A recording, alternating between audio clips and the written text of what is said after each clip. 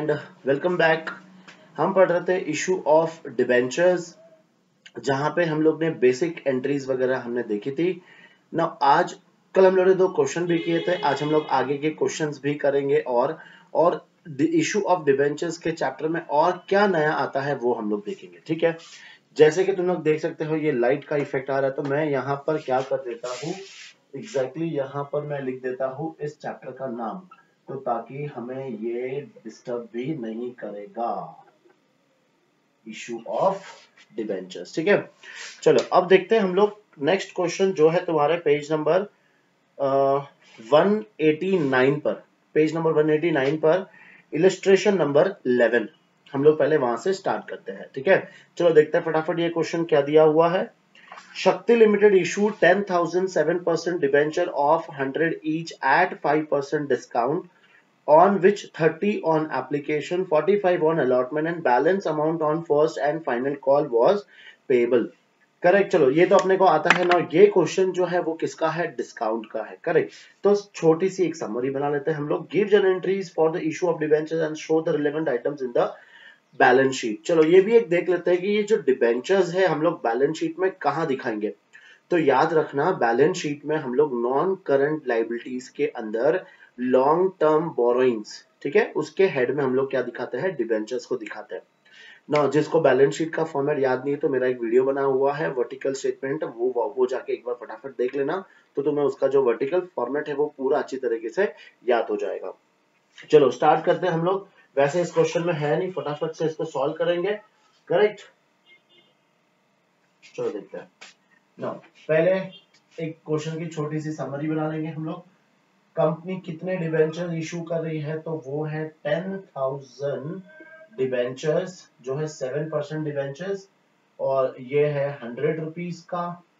और हम लोग कैसे कलेक्ट कर रहे हैं, तो एप्लीकेशन पे है 30, अलॉटमेंट पे है 45 और balance on first and final call. अब देखो बहुत इंपॉर्टेंट है कि अपने को यहाँ पर अमाउंट कैसे लेना है। अगर तुमने इसका टोटल ये 100 करके ये हो रहा है 75, और अगर यहाँ से यहाँ पर 25 लिख दिया, तो तुम लोग का मतलब ये स्टार्टिंग ही पूरा क्वेश्चन क्या हो जाएगा, रॉन्ग हो जाएगा।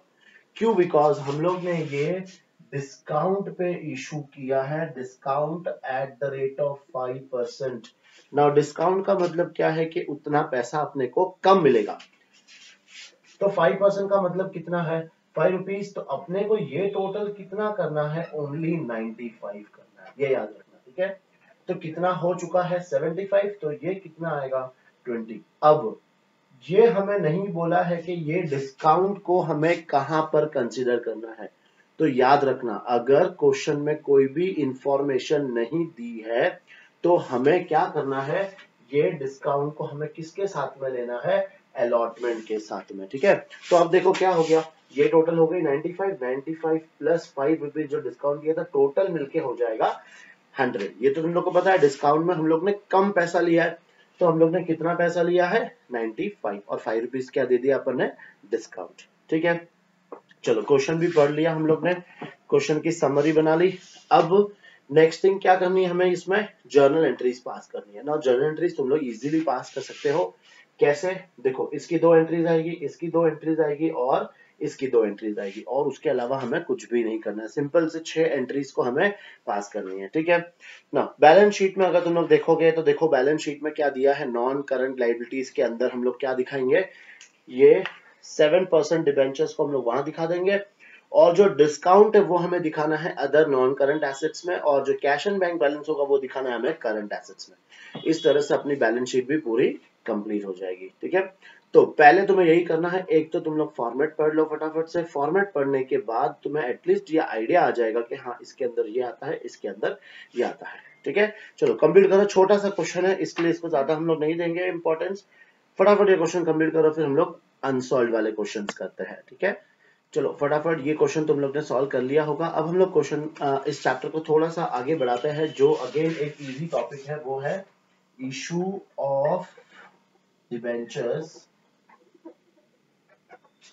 फॉर कंसिडरेशन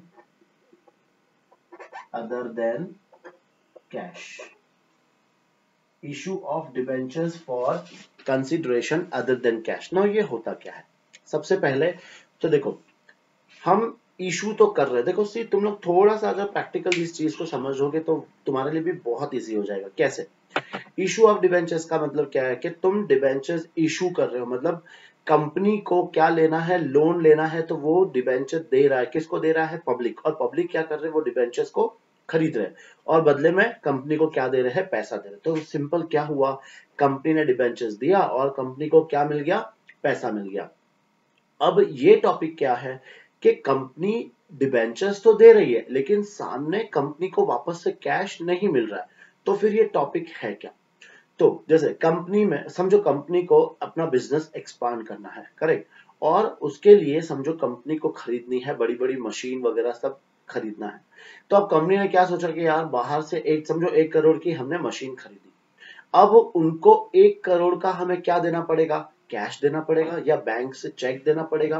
तो उन्होंने क्या किया, एसेट तो खरीद लिया और उसके बदले में क्या दे दिए? डिबेंचर्स दे दिए। तो मतलब डिबेंचर्स तो गए लेकिन सामने हमारे पास कैश नहीं आया, सामने क्या आया? एसेट आए। समझ में आया? तो ये टॉपिक में हमेशा याद रखना, हमने कोई एसेट खरीदा है और उसके बदले में हम लोग ने क्या दिया है? उनको डिबेंचर्स दिया है, करेक्ट। बस एक तो ये हो गया। इसमें और एक और चीज क्या आता है कि हमने किसी और का बिजनेस खरीदा है।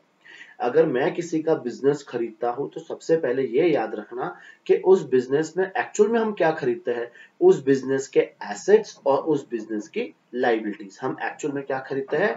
बिजनेस में एसेट्स और लाइबिलिटीज खरीदते हैं। तो अब अगर मैंने कोई बिजनेस खरीदा है तो मुझे कुछ ना कुछ तो पेमेंट करना पड़ेगा। तो मैं पेमेंट नहीं कर रहा हूं, मैं उनको क्या दे रहा हूं? अपने कंपनी के डिबेंचर्स उनको दे दिया। तो तुम तो समझोगे तो फिर तो ऐसे तो डिबेंचर्स बना लो, मार्केट में बहुत सारे बेचते रहे ऐसे। नहीं, देखो उनके लिए क्या फायदा है? वो डिबेंचर्स को मार्केट में बेचेंगे और उनको क्या मिल जाएगा? उनका पैसा मिल जाएगा। और अपने अपने लिए क्या हुआ बताओ? अपने लिए एक एसेट बन गई, या फिर हमने अपने बिजनेस में और इंप्रूवमेंट कर लिया, हम लोग ने किसी और का भी बिजनेस परचेज कर लिया।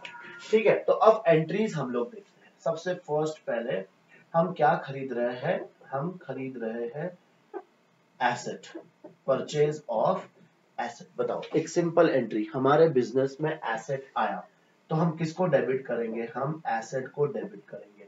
तो एसेट अकाउंट डेबिट टू, क्या लिखना है यहाँ पे? वेंडर। ना वेंडर मतलब कौन? जिससे खरीदा है। तो तुम लोग सोचोगे कि सर या तो कैश या फिर बैंक आएगा। नहीं, अगर कैश बैंक होता तो ये टॉपिक में आता ही नहीं। हमने उधार में खरीदा है और उसके बदले हम क्या दे रहे हैं उनको? उसके बदले हम उनको दे रहे हैं डिबेंचर्स। समझ में आया? तो अगर मैंने सिर्फ एसेट खरीदा है तो asset account debit to vendor आ जाएगा।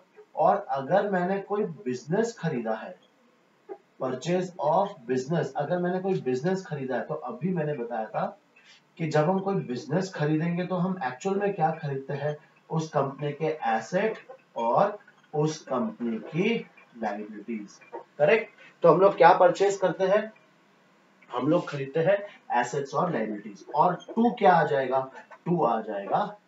अगर हम लोग बिजनेस परचेज करेंगे तो ये एंट्री पास करेंगे, ठीक है, एसेट्स, लायबिलिटीज और वेंडर। अब जो थर्ड एंट्री हम लोग पास करेंगे, थर्ड एंट्री में हमें क्या याद रखना है कि ये वेंडर को हम क्या दे रहे हैं?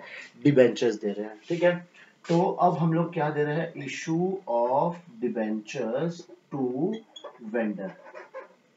जब ये एंट्री हमें पास करनी होगी तो तुम्हें दिमाग में आना चाहिए कि हम जब इशू करते हैं डिबेंचर्स को तो वो या तो हम लोग पार पे करेंगे, या तो हम लोग प्रीमियम पे करेंगे, और या हम डिस्काउंट पे करेंगे, ठीक है। तो अब डिबेंचर्स वाली जितनी भी एंट्रीज है, ये वाली एंट्रीज, पार, प्रीमियम, डिस्काउंट, ये हमेशा एकदम याद ही कर लो, सब जगह पे यही काम आने वाली है। तो देखो, अब एड पार किया तो वो मत कर देना, bank account debit to debenture application. See हम लोग यहाँ पे डिबेंचर पब्लिक को इशू नहीं कर रहे, हम लोग किसको दे रहे हैं? वेंडर को दे रहे हैं। तो यहाँ पे सिंपल एंट्री कैसे याद रखनी है वो देखो, यहाँ पर हमें डेबिट किसको करना है? वेंडर को करना है, क्योंकि वेंडर को हम लोग क्या दे रहे हैं? डिबेंचर्स। तो फर्स्ट वाले केस में क्या आ जाएगा? Vendor account debit to percentage debenture, ठीक है। जब प्रीमियम पे दे रहे तो हमें क्या याद रखना है कि वेंडर को हम कर देंगे डेबिट और टू परसेंटेज डिबेंचर और टू सिक्योरिटी प्रीमियम अकाउंट, ठीक है। और अगर हम लोग डिस्काउंट पे दे रहे तो हम लोग क्या करना है? वेंडर अकाउंट को हम डेबिट कर देंगे और discount on issue of debenture debit करेंगे और 2% डिबेंचर। तो अगर इस पे क्वेश्चन आता है, नॉर्मली समझ के चलना कि इस पे 2 मार्क्स का एक क्वेश्चन आ सकता है। तो कैसा आएगा, मैंने एसेट परचेज किया और उसको प्रीमियम पे दे दिया, तो तुम्हें क्या कौन सी एंट्री पास करनी है, ये और ये। मैंने बिजनेस परचेज किया और वेंडर को मैंने डिस्काउंट पे शेयर इशू किया, तो तुम्हें ये एंट्री और ये एंट्री पास करनी है, ठीक है।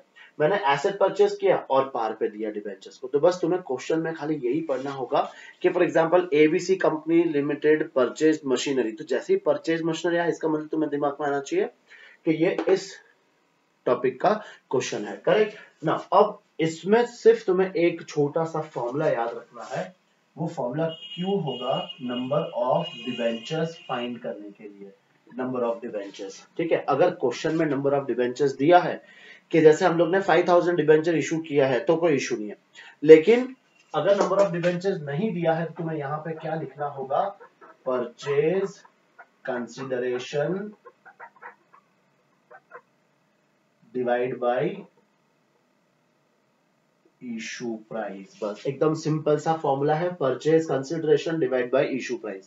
नाउ परचेज कंसिडरेशन का मतलब होता है कि जितना तुम्हें वेंडर को अमाउंट पे करना है, ठीक है। परचेज कंसिडरेशन मतलब क्या, जितने में तुमने वो एसेट खरीदा है या जितने में तुमने वो बिजनेस खरीदा है, ठीक है। तो ये तो आ जाएगा न्यूमरेटर में। डिनोमिनेटर में इशू प्राइस, अगर तुमने इशू पार पे किया है तो 100 आएगा, इशू प्रीमियम पे किया है तो ऐड करके आएगा, और डिस्काउंट पे किया है तो माइनस करके आएगा, बस इतना से सिंपल। जब ये तुम लोग यहाँ पे लिखोगे तो तुम्हें क्या मिल जाएगा, यहाँ पे नंबर ऑफ डिबेंचर्स मिल जाएंगे, करेक्ट। चलो अब इस पे क्वेश्चंस करेंगे ताकि ये जो फंडा है क्लियर हो जाए और हमारे जेब में 2 मार्क्स आ जाए। फटाफट ये कॉपी कर लो पहले। चलो अब क्वेश्चन देखते हैं इस पे हम लोग, पेज नंबर 190 पर इलस्ट्रेशन नंबर 12 क्वेश्चन पढ़ेंगे हम लोग पहले एक बार। Ashoka Limited bought a running business from Anuj on 1st April 2016 with the assets of 10 lakh and liabilities of 1,20,000। इसका मतलब हमने बिजनेस खरीदा है तो एसेट्स और लाइबिलिटीज, हमें एसेट की वैल्यू दे रखी है और लाइबिलिटीज की वैल्यू दे रखी है। The purchase consideration was paid to Anuj on 1st May 2016 by issue of 6% debenture of 100 each. Give necessary journal entries in the books of Ashoka Limited if debentures issued at par at 10% premium at 12% discount। ठीक है, तो देखो question तो तुम्हें समझ में आ गया कि हम लोग ने कोई बिजनेस खरीदा है और जो हम डिबेंचर्स दे रहे हैं, इशू कर रहे हैं, वो पार प्रीमियम और डिस्काउंट पे कर रहे हैं। पर क्या क्वेश्चन में हमें नंबर ऑफ डिबेंचर्स दिए हुए हैं? नहीं। नंबर ऑफ डिबेंचर्स का मतलब क्या होता है कि हमने वेंडर को कितने डिबेंचर इशू किए वो दिया हुआ है, फिगर नहीं दिया हुआ है। तो हमें ये वाला फॉर्मूला से हमें क्या फाइंड करना है, वो नंबर ऑफ डिबेंचर्स फाइंड करना है, ठीक है। चलो अब फटाफट इसका सोल्यूशन देखते हैं हम लोग।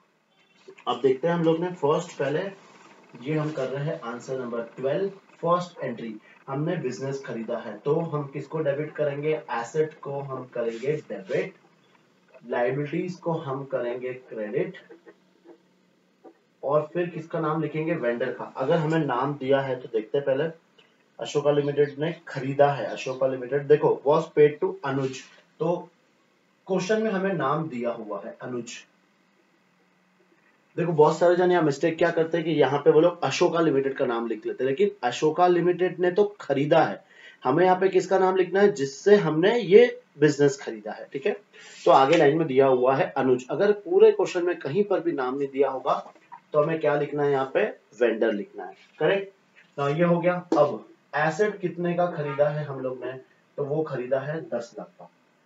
लाइबिलिटीज हम लोग ने खरीदी है 1,20,000 की, करेक्ट। तो अनुज के अमाउंट कितना आएगा, 10 लाख माइनस 1,20,000, तो यहाँ पर अमाउंट आ जाएगा अपना 8,80,000, ठीक है। ये अमाउंट आ गया। अब सेकंड में हम क्या दे रहे हैं उनको, हम दे रहे हैं डिबेंचर्स। तो अब ये हमें पता है कि पार, प्रीमियम और डिस्काउंट। चलो पहले फटाफट क्या करते हैं हम लोग, एंट्री लिख लेते हैं, क्योंकि एंट्री तो अपने को पता है ना। डिबेंचर्स कितने परसेंट डिबेंचर्स दिए हैं, 6% डिबेंचर्स दिए हैं। तो पहले एंट्री को कंप्लीट कर लेते हैं।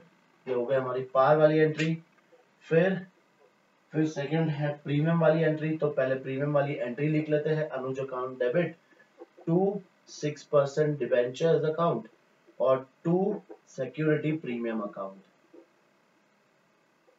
तो पहले हम लोग ने ये लिख दिया अपनी एंट्रीज, फिर थर्ड एंट्री कौन सी है तो डिस्काउंट वाली, तो वो भी लिख लेते हैं। फिर अमाउंट कैसे लिखना है वो मैं तुम्हें सिखाता हूँ। देखो ये लिख दिया हमने डिस्काउंट वाली entry, discount on issue of debentures, पूरा लिखना, कोई कंजूसी मत करना, टू 6% डिबेंचर्स अकाउंट। ठीक है, देखो अब पहले हम लोग देखते हैं पार। पार में तो कोई तकलीफ नहीं है, क्यों?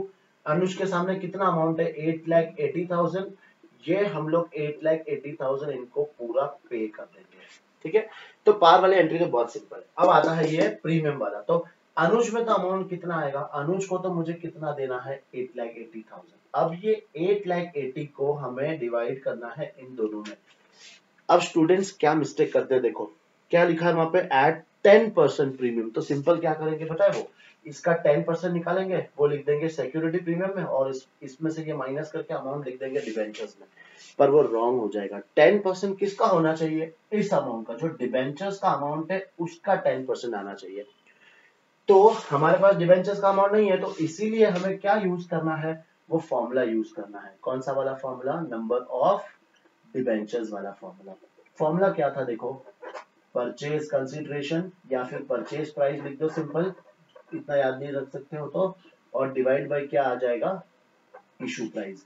ना देखो अब इशू प्राइस क्या से आएगा? इशू प्राइस का मतलब क्या है? हम लोग ने यहाँ पे प्रीमियम पे इशू किया है, तो प्रीमियम उसमें हम लोग ऐड कर देंगे, तो ये कितना आ जाएगा? 110। परचेज कंसीडरेशन का मतलब जितना अमाउंट हमें पे करना है, तो ये आ गया 8,80,000 डिवाइड बाई 110। तो ये आंसर आएगा देखो 10108000। कितने डिबेंचर्स आए हमारे पास? 8,000 डिबेंचर्स आए। अब एक डिबेंचर्स कितने का? 100 रुपीज का, तो डिबेंचर्स के सामने कितना आ जाएगा? 8,000 इंटू 100, तो 8 लाख। और इसका 10% कितना आ जाएगा? 80,000। देखो अब हो गया मैच बराबर। तो गलती से इसका 10% 88,000 मत लिख देना, तो वो आंसर तुम्हारा क्या हो जाएगा? रॉन्ग हो जाएगा।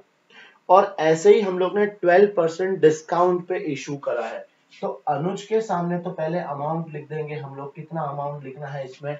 8,80,000 अमाउंट लिख दिया। अब इसको हमें इसमें और इसमें बांटना है, तो सबसे पहले क्या निकालना है? Number of debenture. फिर से स्टूडेंट्स गलती मत कर देना यहाँ पे तुम लोग कि ये 8,000 डिबेंचर्स यहाँ पर मत लिख देना, बिकॉज यहाँ पर इशू प्राइस अलग थी और हम जो निकालेंगे उस इशू प्राइस अलग है। तो सेकंड में फिर से हमें निकालना है नंबर ऑफ डिबेंचर्स। तो देखो न्यूमरेटर में तो कितना आएगा? 8,80,000 आएगा। इस बार इशू प्राइस हम लोग कैसे निकालेंगे? तो 100 में से हम लोग 12 माइनस करेंगे, बिकॉज 12% है, तो ये आ गया 88। तो इसको डिवाइड किससे करना है? 88 से। तो ये जब डिवाइड करेंगे तो आएगा 88 1 1 2 3 4। कितने डिबेंचर्स आए? 10,000 डिबेंचर्स। अब एक डिबेंचर्स कितने का है? 100 रुपीज का। तो डिबेंचर्स में अमाउंट कितना लिखना है? हमेशा फेस वैल्यू से मल्टीप्लाई करना है, इसमें कभी अमाउंट कम नहीं आएगा। तो ये अमाउंट कितना आ जाएगा? 10 लाख। और इस 10 लाख का 12% निकालना, वो कितना आएगा? 1,20,000। करेक्ट आया समझ में? इस तरह से हम लोग अपने आंसर्स को फाइंड करेंगे, और ये ऐसे क्वेश्चंस को हम लोग को सॉल्व करना है। नंबर ऑफ डिबेंचर्स का हमारा कहाँ पे काम आ रहा है वो तुम लोग अच्छी तरह से समझना। करेक्ट, चलो अब ये कॉपी कर लो फटाफट, फिर देखते हैं हम लोग अपना नेक्स्ट क्वेश्चन। चलो अब एक और क्वेश्चन हम लोग करेंगे सेम इसी पर। हम लोग जो बिजनेस परचेज कर रहे हैं ऐसी क्वेश्चन है तुम्हारे पेज नंबर 209 पर। इलस्ट्रेशन है 16, 13, 14, 15 हम लोग कल वाली क्लास में करेंगे। अभी हम लोग देखते हैं question number 16। Vishnu Limited purchased the business of Vipin with the assets of 12 lakh and liabilities of 1,92,000। ठीक है, आया समझ में कैसे? हमने एसेट्स और लाइबिलिटीज खरीदी है, तो बाकी का जो डिफरेंस आएगा वो किस में लिखेंगे? वेंडर। अब देखते हैं, हम लोग ने नाम दिया है देखो विपिन, तो हम लोग ने किसका बिजनेस खरीदा है? विपिन का बिजनेस खरीदा है। Purchase consideration was paid by issuing 7% debentures of 100 each. Give journal entries in the books of Vishnu Limited for purchase of business and issue of debentures if debentures are issued at par at 5% premium at 4% discount। ठीक है, तो question तो है same जैसे हम लोग ने किया था। तो तुम लोग एक काम करना, फटाफट पहले क्या करो, इस वीडियो को पॉज करके तुम लोग पहले खुद से इस क्वेश्चन को ट्राई करो, जैसे अभी हम लोग ने ये वाला क्वेश्चन किया था लास्ट क्वेश्चन। तो वैसे इस क्वेश्चन को भी एक बार तुम लोग ट्राई करो, उसके बाद चेक करना कि तुम लोग ने ये आंसर बरोबर किया है कि नहीं, ठीक है। तब तक वीडियो को देखना मत वापस से, ठीक है। चलो तुम लोग भी स्टार्ट करो और मैं भी इसका सोल्यूशन करता हूँ। सोल्यूशन देखते हैं हम लोग। अब देखो, जो फर्स्ट एंट्री है, सबसे पहले तो हम लोग क्या करेंगे, अपनी फर्स्ट एंट्री पास करेंगे। हम लोग ने क्या खरीदा है, एसेट्स और लायबिलिटीज। तो हम लिखेंगे पहले assets account DR to liabilities account और टू विपिन अकाउंट। हम लोग ने किसका बिजनेस खरीदा है, विपिन का बिजनेस खरीदा है, ठीक है। नाउ देखो, एसेट्स हम लोग ने खरीदे हैं 12 लाख के, और जो लायबिलिटीज हमने खरीदी है वो खरीदी है 1,92,000 की। तो अब ये आ जाएगा अपना बैलेंसिंग फिगर 10,08,000। ये हम लोग लिखेंगे किसके अकाउंट में, विपिन के अकाउंट में, ठीक है। होप तुम्हें दिख रहा होगा प्रॉपरली, लाइट का थोड़ा इफेक्ट है। अब विपिन को जो हमने डिबेंचर्स दिए हैं वो कैसे दिए हैं, पार, प्रीमियम और डिस्काउंट पर। तो चलो सबसे पहले हम लोग पार वाली एंट्री पास कर लेते हैं। तो विपिन अकाउंट को हम करेंगे डेबिट, और इनको हमने दिया है 7% डिबेंचर्स। तो पार में तो कोई तकलीफ ही नहीं है, ना कोई फॉर्मूला हमें यूज करना है। सिंपल, ये जो 10,08,000 जो दिया है वो डेबिट में भी लिखना है, और सेम हमें लिखना है क्रेडिट में भी, ठीक है। तो इसमें तो कोई प्रॉब्लम नहीं है, पार वाले में कोई प्रॉब्लम नहीं है। प्रीमियम, अब देखते हैं हम लोग प्रीमियम में हम लोग कैसे करेंगे। तो पहले हम लोग अपने क्या कर लेते हैं, एंट्री लिख लेते हैं। तो विपिन अकाउंट को हम करेंगे डेबिट टू 7% डिबेंचर्स, और टू क्या आ जाएगा, सिक्योरिटी प्रीमियम, ठीक है। पहले एंट्री लिख ली अपन ने। अब हमें क्या करना है, सबसे पहले विपिन के डेबिट साइड में तो अमाउंट यही आएगा 10,08,000। अब ये अमाउंट को हमें क्या करना है, दोनों में डिवाइड करना है, और वो डिवाइड हम लोग कैसे करेंगे, अपने फॉर्मूला से। यहाँ पे 5% प्रीमियम है। तो देखो, फर्स्ट हम लोग क्या निकाल रहे हैं, हम लोग नंबर ऑफ डिबेंचर्स। तो सिर्फ एक बार स्टार्टिंग में फॉर्मूला लिख देना है अपने को। फॉर्मूला क्या है, परचेज कंसिडरेशन, और इसको हम डिवाइड करेंगे अपने इशू प्राइस से, ठीक है ना। इशू प्राइस फर्स्ट केस में प्रीमियम पे है, तो 100 रुपए का डिबेंचर्स है, और कितना है प्रीमियम, 5%। तो 100 रुपए का 5% कितना आएगा, 5। तो ये अमाउंट आ जाएगा 105, ठीक है। ये 105 आ गया। अब एक बार मुझे लग रहा है, हो सकता है इसमें कोई करेक्शन तो नहीं है, चलो ठीक है, ये आ गया। अब यहाँ पर ऊपर अमाउंट कितना आ जाएगा, 10,08,000 डिवाइड बाई किससे करेंगे हम लोग, प्रीमियम है तो ऐड करके 105 से। अब ये लग रहा है अमाउंट आएगा पॉइंट में, ठीक है। एक बार मैं चेक कर लेता हूँ फटाफट कि आंसर कितना आएगा। तो ये हम करेंगे 1008,000 डिवाइड बाई हम लोग करेंगे 105 से। तो ये आ रहा है 9,600, ठीक है। तो यहाँ पे नंबर ऑफ डिबेंचर्स कितना आया, 9,600 डिबेंचर्स। देखो हमारे पास तो कैलकुलेटर का ऑप्शन है, तुम्हारे पास नहीं होगा, तो तुम्हें मैन्युअली ही सब चीज करनी है, करेक्ट। तो डिबेंचर्स आ गया 9,600, बस अब सिंपल है। तो डिबेंचर में अमाउंट हम लोग कितना लिखेंगे, 9,600 इंटू 100। तो यहाँ पर अमाउंट कितना आ जाएगा, 9,60,000, ठीक है। अब चाहो तो ये इसमें से माइनस करके बैलेंसिंग फिगर ले लो, और या फिर 9,600 इंटू 5, क्योंकि प्रीमियम कितना था, ओनली 5 रुपीज। दोनों भी कर सकते हो, दोनों का आंसर क्या आएगा, सेम आएगा। चलो इसमें से माइनस कर लेते हैं हम लोग। तो माइनस करके अमाउंट आएगा 10,08,000 माइनस 9,60,000। ये आ गया 000, फिर ये आ जाएगा 8, फिर ये आएगा 4। बस, तो अमाउंट कितना बचा यहाँ पर, 48,000, ठीक है।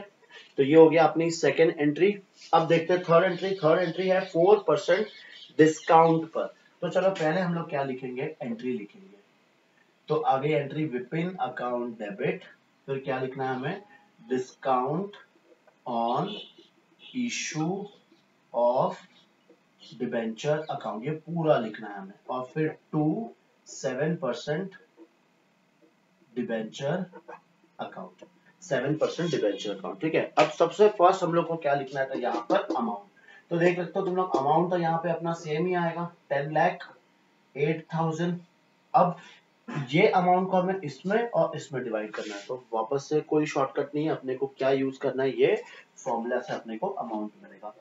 तो देखो नंबर ऑफ डिबेंचर, ये तो अपने को पता है कि न्यूमरेटर में क्या आने वाला है 10,08,000। अब इसको हम लोग डिवाइड करेंगे, डिवाइड किससे करना है, तो इशू प्राइस से करना है, ठीक है ना। इसका इशू प्राइस कैसे फाइंड करना है, 100 माइनस 4% डिस्काउंट है, तो हम लोग क्या करेंगे 4 माइनस कर देंगे, तो ये अमाउंट आ जाएगा 96। तो डिवाइड हमें किससे करना है, 96 से करना है। अगेन हमारे पास क्या है, कैलकुलेटर की फैसिलिटी है, तुम्हारे पास नहीं है, तुम्हें जाके डायरेक्टली करना पड़ेगा। और हम कैसे करेंगे, ये डायरेक्टली कैलकुलेटर से अमाउंट निकाल लेंगे। तो ये आ रहा है 10,500। तो यहाँ पे अपने पास डिबेंचर्स कितना आया, 10,500 डिबेंचर्स। अब इसको हमें कहाँ पे लिखना है 10,500 डिबेंचर्स को, तो वो हम लोग मल्टीप्लाई करेंगे डिबेंचर्स के साथ। तो कैसे, देखो 10,500 इसको हमेशा किससे करना है, 100 से करना है। तो ये कितना आ जाएगा, ये अमाउंट आ जाएगा 10,50,000, ठीक है। और ये डिस्काउंट चाहो तो इसमें से डायरेक्टली क्या कर लो, माइनस कर लो। और या फिर सेकंड ऑप्शन क्या है डिस्काउंट का, 10,500 को किससे मल्टीप्लाई कर दो, 4 से मल्टीप्लाई कर दो। दोनों का आंसर तुम्हारा क्या आएगा, सेम आएगा। तो ये आंसर कितना आ गया तुम्हारा 42,000। होप तुम्हें ये क्वेश्चन समझ में आया होगा। और ये सेम टॉपिक तुम्हारे है किसमें, शेयर्स में भी। करना क्या है वहां पर, सिर्फ यहाँ पे जहां तुम लोग डिबेंचर्स लिख रहे हो, वहां पर खाली क्या लिखना है, शेयर कैपिटल। तो अगर तुम्हें समझ में नहीं आया होगा तो अगेन अब तुम्हारे पास रिकॉर्डेड वीडियोस है, इस टॉपिक को वापस से देख लेना। इस पे एक क्वेश्चन आता है, या तो शेयर्स वाले में से आएगा या फिर डिबेंचर्स वाले में से आएगा। दोनों में सेम है, फॉर्मूला निकालने का तरीका भी सेम है। वहां पे शेयर्स में तो एक एक्स्ट्रा चीज क्या है कि डिस्काउंट वाला तुम्हें नहीं पढ़ना है वहां पे, बिकॉज शेयर्स हम लोग पार और प्रीमियम पे ही इशू करते हैं, डिस्काउंट पे इशू नहीं करते हैं। तो फ्रेंड्स ये टॉपिक तुम लोग यहाँ पर अच्छे से सीख लो, और फिर इसको तुम लोग कहाँ पे यूज करो, इसको सेम शेयर्स में भी एप्लीकेबल कर दो, ताकि तुम्हारा क्या हो जाएगा, एकदम अच्छे से दोनों जगह पे ये टॉपिक कवर हो जाएगा, ठीक है। चलो फटाफट ये क्वेश्चन भी कॉपी कर लो, होप तुम लोग ने किया होगा, खुद से ही कर लिया होगा, ठीक है। चलो मिलते हैं हमें नेक्स्ट क्लास में।